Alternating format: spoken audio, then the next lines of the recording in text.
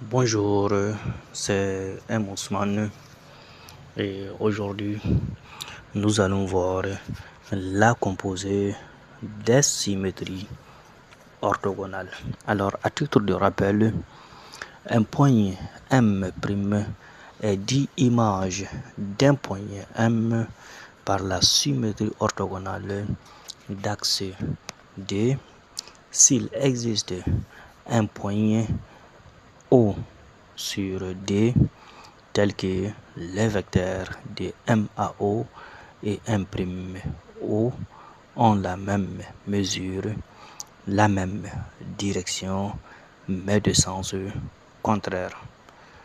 On note M' égale à S, en bas D et dans des parenthèses M. Or, parler de la composée des deux symétries orthogonales, c'est parler également des deux droites, car chaque symétrie orthogonale va réagir sur une droite. Or, on sait que deux droites dans le plan sont soit parallèles, soit perpendiculaires, soit séquentes. Dans notre cas d'aujourd'hui, nous allons nous concentrer sur le cas de deux droites parallèles, c'est-à-dire la composée de symétries orthogonales d'axes parallèles. Alors, composée de deux symétries orthogonales. Un point M seconde est 10 images d'un point M par la composée des symétries orthogonales d'axes D et D'. S'il existe des points O et O', respectivement sur D et D', et un point M' tel que M' est l'image de M par la symétrie d'axe D et M seconde est l'image de M' par la symétrie d'axe D'. Dans ce cas, on va noter M seconde qui est l'image de M par la composée des symétries d'axe D' et D. Voilà comment on note M seconde égale à S de D', rond S de D de tout M. Voyons voir tout ça là avec le logiciel Science World de Learning 6.5. Voilà ma feuille de Science World de Learning 6.5 partagée en des carreaux pour que la mesure soit bien faite. Alors, je viens à l'outil droite et sur ma feuille, je dessine une droite. Voilà ma droite dessinée. Je vais nommer cette droite la droite D. Pour cela, je viens à l'outil étiquette. J'appuie sur ça en bas de l'écran. Ensuite, une nouvelle fenêtre s'ouvre à moi. Je mets D. Voilà, j'écris D dedans et j'appuie sur OK. Et voilà le nom de ma droite. À l'aide de la souris, je peux prendre tout bonnement ce nom et l'amener tout près de ma droite. Voilà. Là, c'est fait. Ensuite, je vais aller à l'outil droite, prendre l'outil droite et venir juste à côté de ma droite. Je viens juste à côté de ma droite et je dessine une droite avec la touche Shift étant appuyée. Je dessine une droite. Je laisse la souris, mais toujours la touche Shift étant appuyée. Et voilà qu'on me demande si je veux une droite parallèle à la première droite ou un point libre. Ce que moi je veux, c'est une droite parallèle. Voilà, c'est une droite parallèle. Donc j'appuie sur droite parallèle. Et voilà, le logiciel me donne deux droites parallèles dessinées simplement avec le logiciel Science World de Learning 6.5. Je vais appeler cette droite la droite D'. Pour cela, je viens à l'outil étiquette, j'appuie sur ça, une nouvelle fenêtre s'ouvre à moi et je mets D' et j'appuie sur OK. Voilà le nom de ma droite. Je peux le prendre tout bonnement et l'amener juste à côté de ma droite à l'aide de la souris. Cela n'est pas un problème. Ensuite, je viens à l'outil point. Je le sélectionne et je viens sur la droite D, placer un point. Si je place un point, on me demande de placer un point sur le segment, au milieu d'un segment, ou un point pour une division, ou un point libre. Moi, ce que je veux, c'est que le point soit sur la droite. Donc, j'appuie sur le segment. J'ai un point sur la droite. Je sélectionne ce point et toujours avec la touche Shift étant appuyée, je viens sélectionner la droite D. Et si vous regardez en bas de l'écran, vous avez l'outil perpendiculaire, tracer la perpendiculaire ici d'un point. J'appuie sur ça et vous voyez, j'ai une perpendiculaire à ces deux droites D et D'.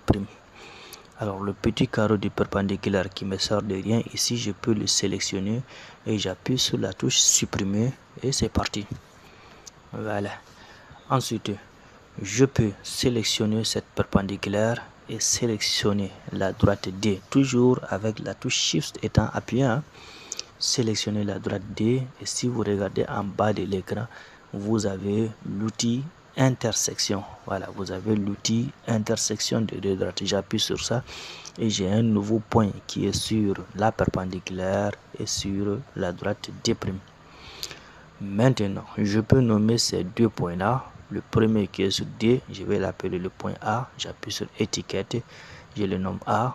Voilà, je peux positionner la lettre juste à côté. Le second qui est sur la droite D', je vais l'appeler le point B. Donc je viens à l'étiquette et j'appuie sur étiquette. Je vais l'appeler le point B. C'est fait. Ensuite, je sélectionne le point A et je sélectionne le point B. Toujours la touche Shift étant appuyée. Je sélectionne A d'abord, ensuite B. Et si vous regardez en bas de l'écran, vous avez l'outil dessiner un vecteur par deux points. Définir un vecteur par deux points. J'appuie sur ça et j'ai mon vecteur qui va de A à B, qui a même été numéroté 154. Alors, ensuite, je viens cliquer sur cette perpendiculaire pour lui donner une direction. Je viens en bas au niveau des flèches et je lui donne une direction, c'est-à-dire qu'il quitte de A vers B. Voilà, c'est un vecteur qui quitte de A vers B. Voilà, c'est fait. Alors, ensuite, je viens à l'outil point toujours. Je prends l'outil point et je viens placer un point quelconque. Voilà, l'essentiel est que ce soit un point quelconque que je vais appeler le point M. Je le place quelque part ici. Voilà.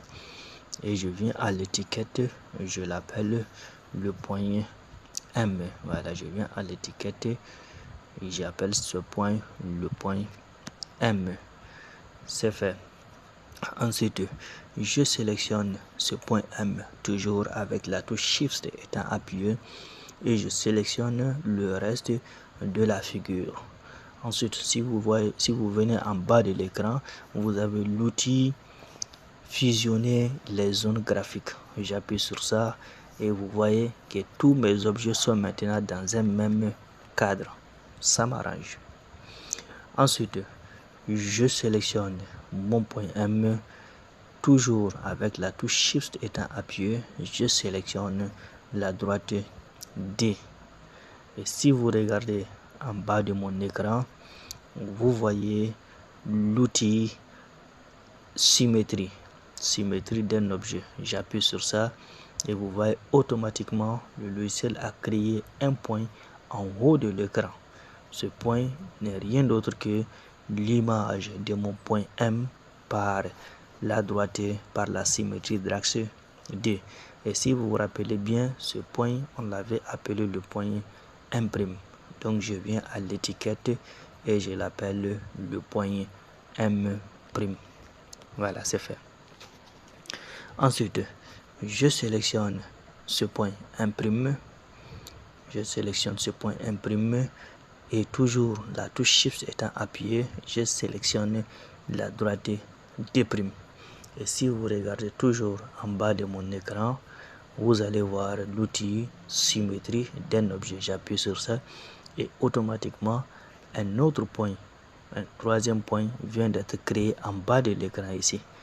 Et ça, ce n'est rien d'autre que l'image de mon point imprimé par la symétrie d'axe D'.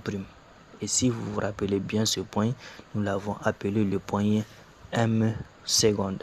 Donc je viens à l'étiquette et je vais appeler ce point le point M seconde. Donc là, je viens de construire mon point M seconde, image du point M par la composée des symétries d'axe D et D'. Donc je viens de construire mon point M seconde, image de M par la symétrie d'axe, par la composée des symétries d'axe D et D'. Ce que je veux faire à présent, c'est sélectionner le point M ici présent et venir en bas de l'écran. Vous avez l'outil translation de vecteur. J'appuie sur ça. On va m'afficher mon vecteur que je viens de créer, à savoir le vecteur de A vers B. Et j'appuie sur OK. Vous voyez automatiquement, le logiciel m'a créé un point, un nouveau point. Ce point, en fait, c'est l'image de mon point M par la translation du vecteur de A vers B. Je vais appeler ce point M1. Donc je viens à l'étiquette et je l'appelle le point M1. J'appuie sur OK. Maintenant, ce que je veux faire, je vais sélectionner ce point M1 là. Venir toujours en bas de mon écran, vous avez l'outil translation d'un vecteur. J'appuie sur ça. On va m'afficher toujours mon vecteur que j'ai créé, à savoir le vecteur de A vers B. J'appuie sur OK pour faire la translation par ce vecteur de A vers B. Et vous voyez automatiquement, ça coïncide avec le point M seconde. Automatiquement, ça coïncide avec le point M seconde. Donc en fait, la composée des deux symétries d'axes parallèles n'est rien d'autre que l'image d'un point par la translation d'un vecteur égal à 2 fois le vecteur de mesure distance qui sépare les deux axes.